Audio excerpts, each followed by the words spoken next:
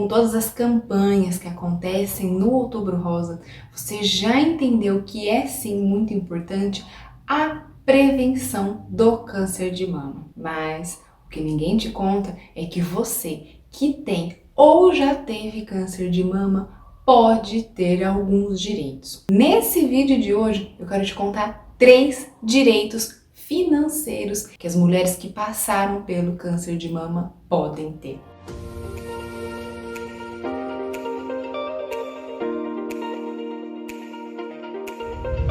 Seja muito bem-vindo a mais um vídeo do nosso canal Câncer Direitos, o primeiro e único canal do Brasil a tratar especificamente dos direitos dos pacientes com câncer.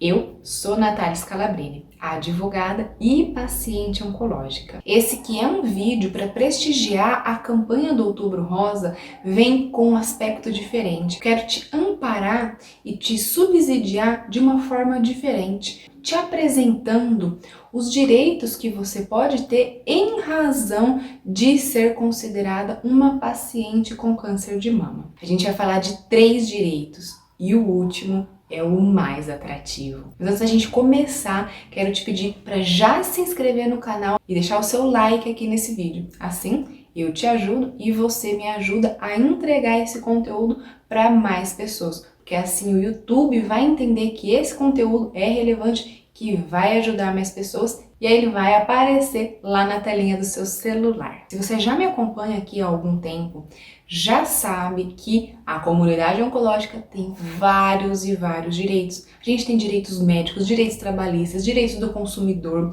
direitos previdenciários, uma infinidade de direitos que nós, pacientes oncológicos, temos. E o motivo de eu ter selecionado apenas 3 para tratar com vocês aqui nesse vídeo é porque eu entendo que sim, o tratamento oncológico é muito oneroso, é muito caro. Eu entendo que quanto mais conforto patrimonial a gente tenha, mais digno o nosso tratamento venha a ser. É por esse motivo que eu vou te apresentar esses 3 direitos financeiros.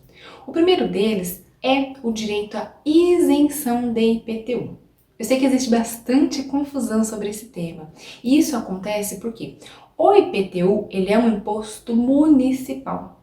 Isso significa dizer, pessoal, que compete ao município criar as regras, as leis, os requisitos sobre o IPTU. Então, vai ser a lei do município que vai dizer qual é a alíquota, qual é a base de cálculo, quem serão os devedores desse imposto e também trazer as situações em que se contemplam os descontos e as isenções. O problema disso tudo é que no Brasil a gente tem mais de 5.000 municípios e o reflexo é que, sim, esses 5.000 municípios podem regular de forma totalmente diferente uns dos outros. De modo que um município pode sim contemplar a isenção do paciente oncológico e pode criar, por exemplo, uma regra de validade por 1 ano. Enquanto que o outro município pode criar a isenção do paciente oncológico com prazo de validade para 5 anos. Enquanto que o outro município pode falar, não quero conceder isenções, os pacientes oncológicos vão continuar pagando o meu imposto de IPTU. Observe então que existem muitas e muitas e muitas regras sobre o direito à isenção do IPTU do paciente com câncer. Você já entendeu que é justamente por isso que ninguém fala sobre esse direito? Porque para a gente entender se o seu município contempla e quais são os requisitos, a gente tem que fazer a análise legislativa do seu município. E assim sucessivamente para cada município onde a gente pretenda solicitar a isenção.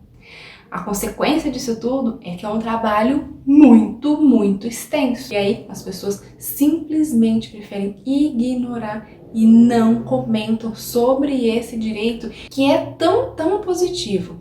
Porque quando a gente olha para o valor de IPTU, a gente fala, não, é um valor baixo. Mas quando a gente soma mês a mês aquele valor do IPTU que tá lá no nosso carnezinho, a gente vê que é sim um valor muito atrativo e que a isenção daquele imposto vai nos trazer mais retorno patrimonial, porque a gente vai deixar de pagar impostos ao governo.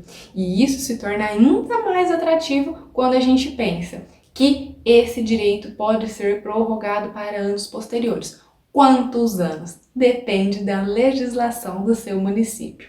Quais são os requisitos? Depende da legislação do seu município. Paciente que não seja proprietário, seja apenas locatário do imóvel, tem direito?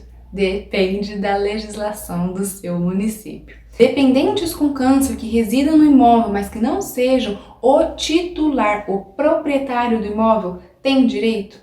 Depende da legislação do seu município.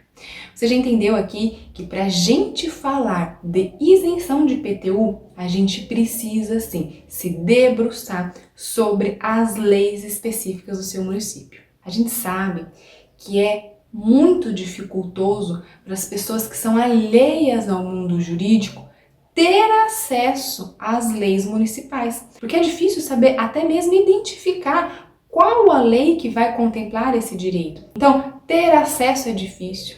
Entender o que a lei diz é difícil. Interpretar os requisitos e exigências é muito difícil.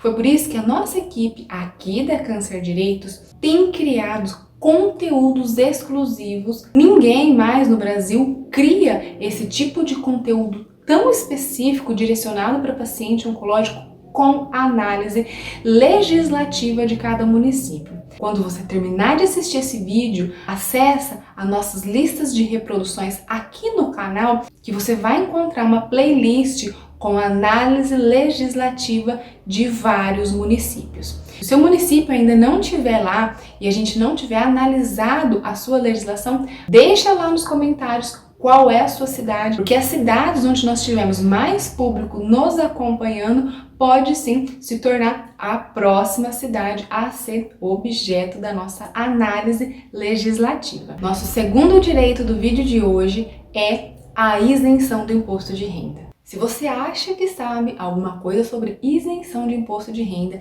e que não tenha recebido essa informação aqui no nosso canal, não pula esse vídeo, porque eu vou desconstituir tudo que você está pensando sobre essa isenção e eu vou te mostrar que talvez você tenha direito e nem imagina isso. Existe uma falsa concepção de que para se ter isenção de imposto de renda, o paciente com câncer precisa estar aposentado.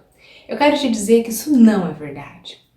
A pergunta que a gente tem que se fazer para entender se estaremos isentos ou não, não é se eu estou em atividade ou se eu estou aposentado. Essa pergunta não te leva a caminho nenhum. A pergunta que você tem que se fazer é: quais são os rendimentos que eu recebo? A gente não vai analisar a nossa condição laborativa. Por quê? Porque a lei não exigiu isso. A lei trouxe como requisitos a natureza do rendimento. Por isso que eu digo, a pergunta correta para entender se nós temos direito à isenção é: qual é o meu rendimento? Se você é uma mulher que tenha câncer de mama e receba uma aposentadoria de R$3.000, você pode sim ficar isenta do pagamento de imposto de renda sobre este rendimento da aposentadoria. Ao mesmo tempo, se você é uma mulher que receba pensão em razão do falecimento do seu cônjuge, no valor de R$3.000 também. Do mesmo modo, se você é uma mulher paciente oncológica e que receba pensão por morte em razão do seu cônjuge, por exemplo, também no valor de R$3.000, este rendimento também poderá estar isento do imposto de renda. Agora vamos avançar. Se você é uma mulher que, além desses rendimentos, também receba um aluguel, porque você tem um imóvel, ou então rendimentos, porque você aplica dinheiro na bolsa de valores, ou então se você receba salários, ou então se você receba participação nos lucros de alguma empresa na qual você figure como sócio, esses rendimentos não estarão isentos do imposto de renda. Por que isso acontece? Porque a lei que criou essa isenção do imposto de renda, ela nos ensina que estarão isentos os rendimentos que nós tivermos a título de aposentadoria e de pensão. Observa, pessoal, que a lei não está falando de atividade. Então, rompam com aquela concepção de que você precisa estar aposentado. Veja bem como essa orientação não se mantém. Por quê? Você pode ter se aposentado por idade ou por tempo de contribuição e ter continuado em atividade recebendo salários. Nesse caso, você vai ter dois rendimentos, a sua aposentadoria e o seu salário. Ora, o fato de você permanecer em atividade vai alterar a natureza desse rendimento de aposentadoria? Não. Então, o fato de você estar em atividade não altera nada. Quer ver como isso é verdade? Quando nós recebemos pensão em razão da morte de algum familiar, nós também podemos estar em atividade. Então, eu posso trabalhar no meu emprego normalmente e receber cumulativamente a pensão do meu familiar. Observa novamente que estar em atividade não descaracteriza a isenção que vai incidir sobre essa renda, que é a pensão. Essa falácia de estar aposentado não é verdade. Não é assim que a gente tem que raciocinar sobre essa isenção. Perguntem-se: qual é o meu rendimento? Eu estou ganhando dinheiro da onde? Eu estou ganhando dinheiro de aposentadoria? Sim, essa renda vai estar isenta. Eu estou ganhando dinheiro de pensão por morte? Sim, esta renda vai estar isenta. Não importa estar em atividade ou não. Salvo, é claro, né, pessoal, se você tiver aposentado por incapacidade. Por quê? Porque isso pressupõe que você está incapacitado para o trabalho. Então, se você estiver exercendo atividade laborativa, estando aposentado, você está cometendo uma ilegalidade contra o fisco. Pare imediatamente. Comenta aqui embaixo se você também achava que era um requisito indispensável estar aposentado para receber a isenção do imposto de renda. E agora que você entendeu que isso não é verdade, já aproveita para compartilhar esse vídeo com todos os seus oncoamigos para a gente derrubar de uma vez por todas essa falsa concepção que prejudica e muito o acesso a esse direito. Agora que você já chegou até aqui nesse vídeo, já tá com o seu bolso cheio e vai fazer o quê? Financiamento de imóvel, não é? Eu sei que você quer saber se é possível quitar o seu financiamento em razão do diagnóstico de câncer de mama, e esse é justamente o terceiro direito que eu quero te explicar nesse vídeo de hoje. Para a gente entender esse direito de quitação de financiamento, a gente tem que voltar lá na origem, quando a gente contrata o financiamento. Por quê? Quando nós estamos lá na nossa instituição bancária solicitando esse empréstimo ou esse financiamento, a instituição financeira já embute junto com o nosso contrato um outro contratinho, que é o contrato de seguro. Muitas instituições bancárias, inclusive, não aceitam te conceder empréstimos ou financiamentos se você não realizar o seguro com elas. O que é, pessoal, totalmente abusivo. Isso é ilegal porque se trata de uma venda casada. Saiba que você pode sim recusar a contratação do seguro e ainda assim ter o seu contrato de empréstimo ou financiamento validado. Mas, se você recusar o contrato de seguro, as suas chances de quitação de financiamento também serão extintas, porque será lá no contrato de seguro que vão estar as cláusulas te garantindo esse direito. Sobre isso, eu quero te contar que não existe uma lei obrigando as seguradoras ou as instituições bancárias e financeiras a quitarem o seu financiamento pelo fato de você ter recebido um diagnóstico de câncer. Não existe essa lei.